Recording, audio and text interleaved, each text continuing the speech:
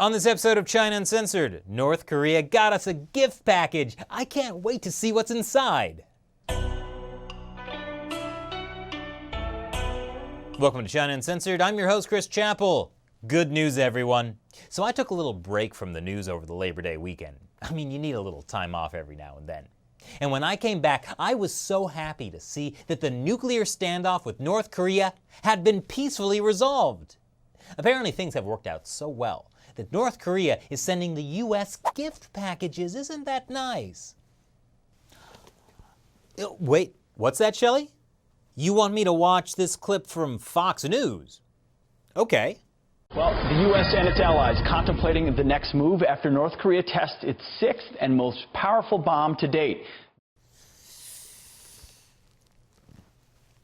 I'm not sure which is more disturbing. The fact that North Korea considers a nuclear bomb a gift package, this Fox News graphic, or the fact that Shelley recommended I watch Fox News. But before I freak out, again, that was Fox News. They exaggerate sometimes. Let me see what the failing New York Times has to say.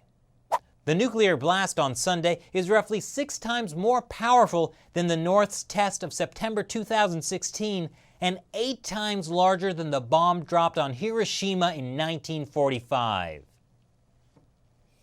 Everything's fine? No freaking out here.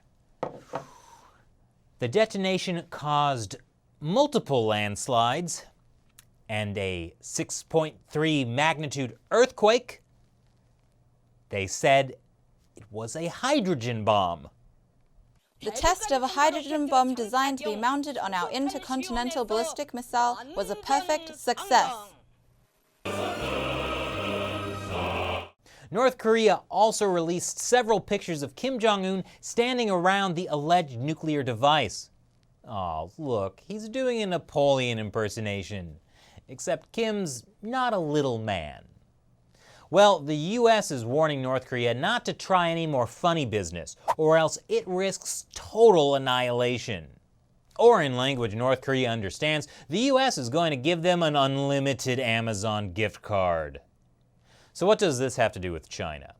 Well, U.S. President Donald Trump is losing his patience with China for not having stopped Kim Jong-un already. Even though Xi Jinping tried to explain to him his relationship status with North Korea is complicated. President Trump tweeted that the U.S. is considering stopping all trade with any country doing business with North Korea. Yes, any country, whichever one might be doing business with North Korea. Let's see, who could that be? It's China. He's talking about China. Okay, also Russia. But this isn't Russia Uncensored. Sorry, guys. Now, the U.S. has already put sanctions on Chinese companies with ties to North Korea. But that's not enough. Now, Trump also wants an oil embargo on North Korea, which is heartbreaking news for the Chinese-North Korea friendship pipeline that runs under this river. This year, North Korea will receive an estimated 850,000 tons of crude oil, almost entirely from China. Without oil, North Korea's military will be like Popeye without spinach, and that could make North Korea unstable enough to collapse. That's why, other than a 3-day embargo in 2003, the Chinese regime has never cut oil supplies to North Korea.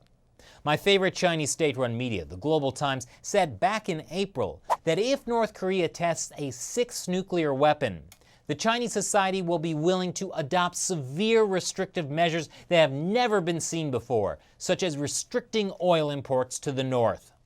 Well, North Korea did test its 6th nuclear weapon on Sunday. Global Times, any thoughts? China should avoid resorting to rash and extreme means by imposing a full embargo on North Korea.